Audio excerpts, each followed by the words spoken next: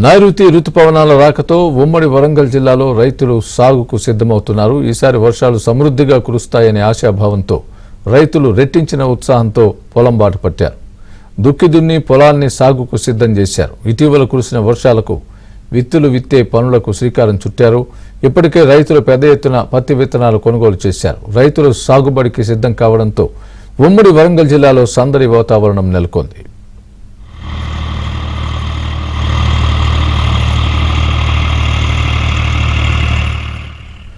June 2వ వారంలో విత్తనాలు నాటితే దసరా పండుగ సమయానికి పంట చేతికొస్తుందన్న అంచనాలతో రైతులు సాగుకు సై అంటున్నారు. పత్తి సహా ఇతర ఆరుతడి పంటలకు చెందిన విత్తనాలు విత్తేందుకు భూమిని సిద్ధం చేస్తున్నారు. మరికొన్ని చోట్ల నాట్లు మొదలు పెట్టారు. విత్తనాలు వేయడంలో ఆలస్యమైతే పంటకు అనేక చీడపీడలు పట్టి పీడిస్తాయని, దిగుబడి కూడా తగ్గిపోతుందని రైతులు తెలుపుతున్నారు. అందుకే అదునులోనూ విత్తనాలు విత్తేందుకు సిద్ధమయ్యారు. పత్తితో పాటు వరి, మొక్కజొన్న సాగు వైపు మొగ్గు చూపుతున్నామని అన్నారు.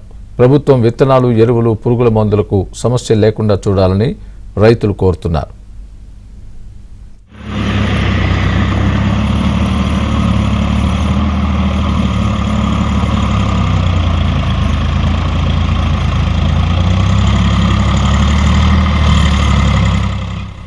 అలాగే నకిలీ విత్తనాలు విక్రయించే అక్రమార్కులు రైతుల్ని మోసం చేసి వాటిని విక్రయించడానికి చూస్తున్నారు. అందుకే రైతులు విత్తనాలు కొనుగోలు చేసేటప్పుడు తగిన జాగ్రత్తలు తీసుకోవాలని అధికారులు సూచిస్తున్నారు.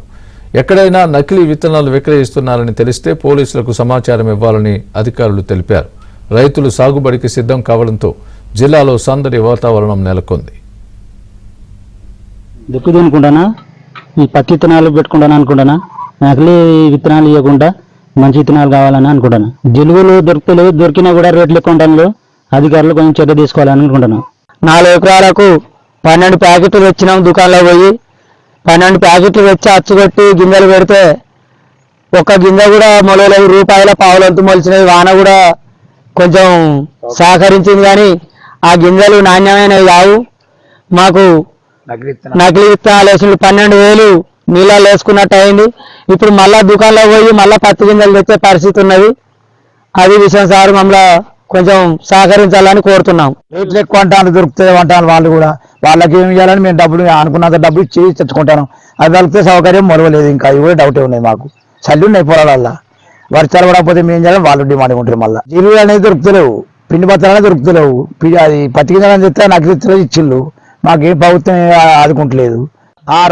రుణమాపి చేయలేదు. ఈ వరకు ఎకరాలు 5,000 వేసేది, అవి కూడా వేయలేదు. అట్టడి సౌకర్యాలు ఏం మాకు ఏం అంటే ఇంతవరకు. ఇక మరి జరిగే ముచ్చట జరుగుతుంది. ఇక జరిగేది ఇంకా ముంగట్నే బాగోతుంది మాకు కాదా.